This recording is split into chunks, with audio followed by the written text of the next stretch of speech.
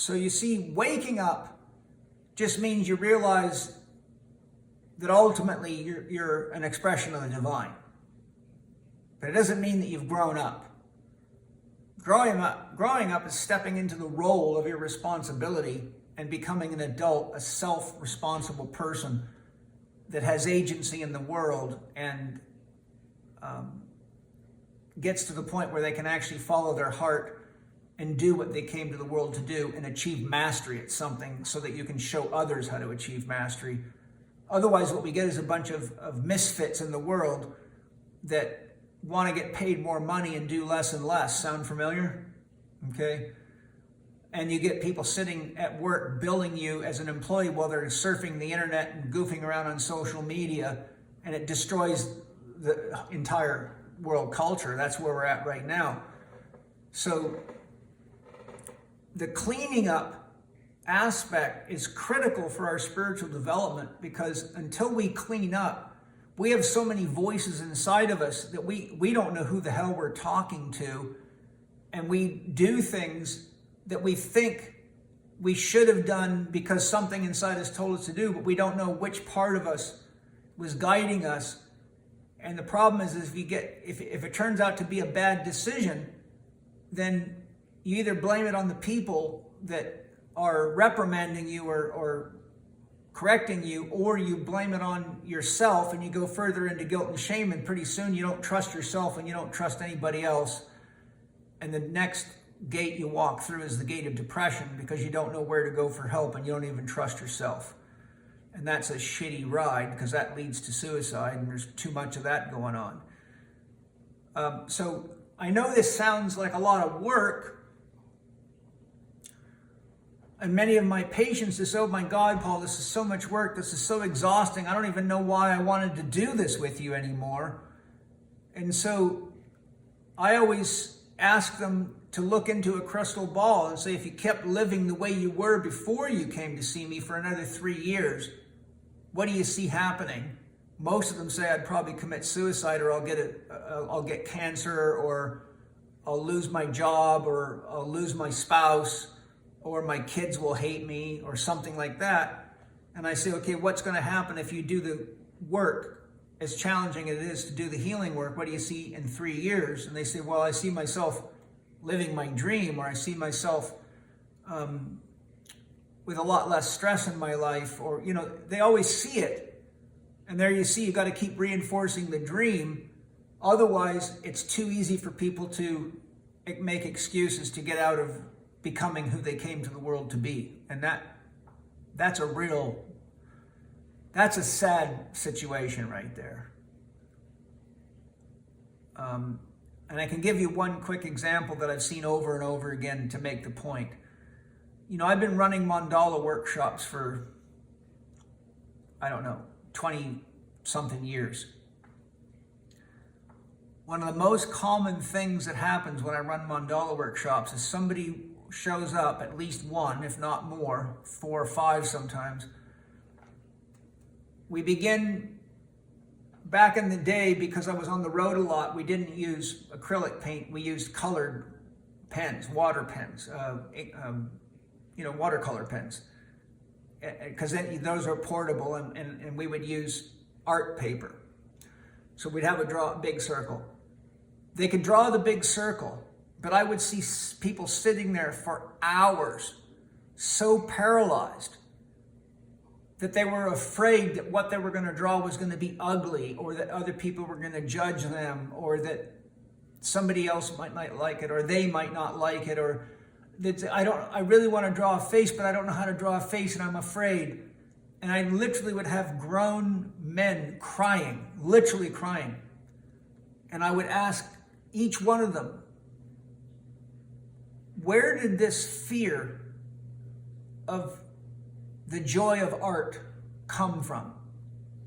Every single one of them said, when I was a kid, I used to draw a lot, and I was in an art class, or my mom and dad criticized me, and it made me afraid to do art anymore, because I didn't want in the class, I got told that I was a lousy artist and I should just give it up because I don't know how to draw, or I went to art school and the teacher just crucified me in front of everybody, and then I became so afraid to be tortured in front of everybody that I just didn't want to go to school anymore. So there you see something as seemingly little as a teacher or a parent criticizing you as a 6-year-old can actually block your ability to express yourself artistically or creatively for the rest of your life until you end up in a workshop with a guy like me that helps you heal that and get over the judgment and say, look, I'm not here to judge your art. I'm just happy you're fucking wiggling your pens on paper, because there's healing power in it no matter what comes out of you. If you just scribble on the paper, I'll be happy, right? So here you can see a clear definition of something that seems very small that ultimately leads to the challenge of cleaning up, healing the wound, growing up, taking responsibility for your artistic agency, and getting involved in the creation of your own life.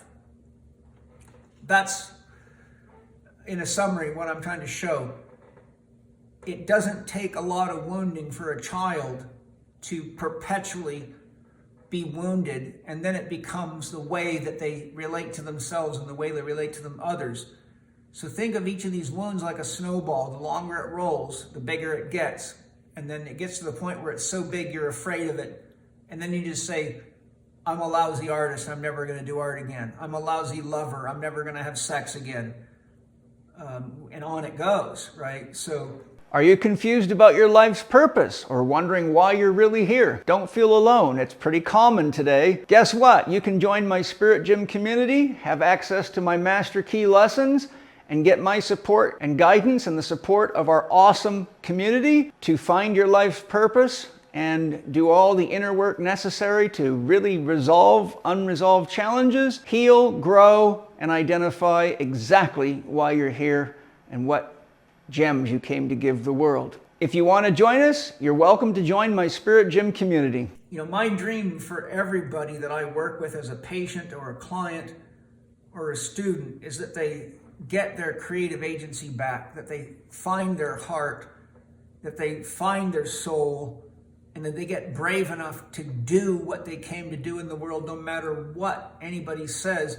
And I'll tell you, if I had a nickel for every time one of my school teachers told me that I would never amount to anything, I'd be a rich man. I'll never forget when I first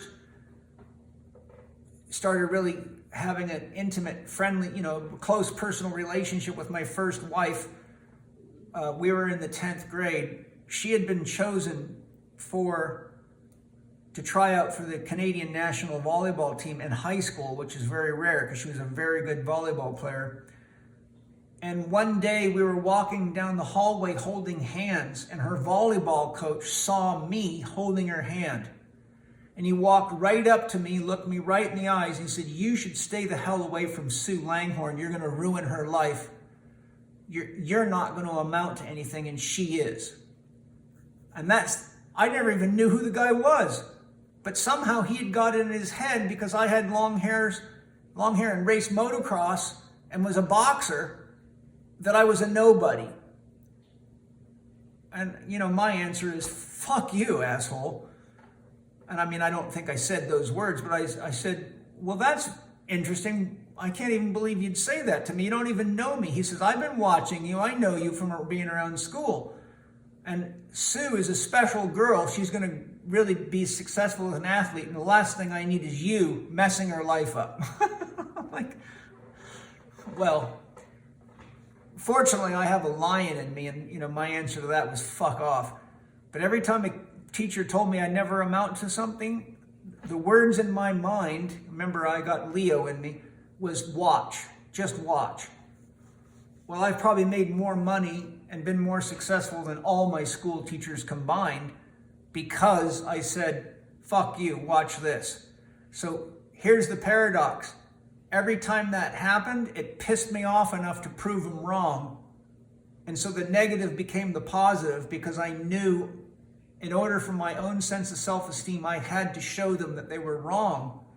If my life would have been too easy, I might have not had enough motive force in me to go out and do something in the world. So my closing comments is, whenever you find something negative inside of you, ask yourself, what is it that's positive that this is inspiring in me? How is this thing inspiring me toward greatness in some way?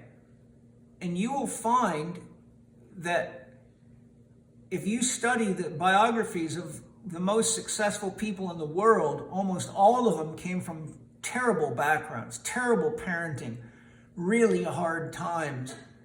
And oftentimes they had to prove to their mom and dad that they were wrong. They had to prove to their friends that they were wrong. They had to prove to their school teachers that they were wrong. So the secret is, when the negative inspires the positive, it's a good thing, but you got to know when to turn it off. You understand? Because if you keep trying to prove to everybody in the world how smart you are, how strong you are, or how beautiful you are, you can actually get to the point where it's actually disabling you, because you're putting so much energy into a dragon that now needs to go to sleep, or it actually has the opposite effect on you. It makes you a wounded person forever trying to prove something to somebody else when you really don't need to do that anymore. So now you're actually, what gave you the inspiration to get greatness out of yourself starts to become a limiting force. Because it's the wrong motive, is what I'm saying. For somebody that's whole, proving to other people you're smart, good, beautiful, or whatever is a negative driver. But doing it because it's an act of love and creativity, and you're letting God work through you, then you're healthy. Like when I paint, I couldn't give a shit if people like my art or not. I paint because I love to paint, and I love to let my soul paint through me. And if my faces don't look great, who gives a shit? Fuck it. If my whatever doesn't look great, but what I do love is the joy of it.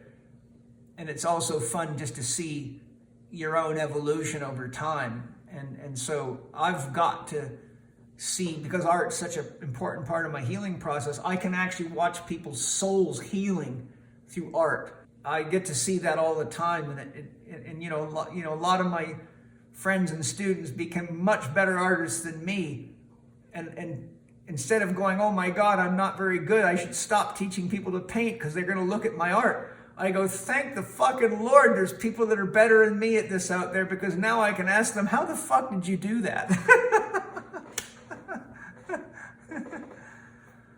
So anyhow, remember, God's got a wicked sense of humor. And if you forget that, you can lose trust in God. But when you realize God's the greatest joker of all, and that in the end it all works out beautifully, then you might as well just let as much of God pour through your heart as you can, and do your best at everything you can. If you're gonna, if I make a smoke, I make a fucking good smoke. If I make an espresso, I want the best espresso that can be possibly made. If I'm gonna paint, I'm gonna let my soul paint as thoroughly as I can. If I'm gonna stack rocks, I'm gonna make something that I can stand back and look at and go, that's fucking awesome, and walk away. I don't want some piece of shit that's gonna fall over because I'm an idiot and I'm just goofing around and not really trying to do well. So whatever it is, if you're doing healing work, give it your best. If you're having a shit, give it your best. If you're making love, do it as good as you can do. If you're going to get in trouble, do that good too.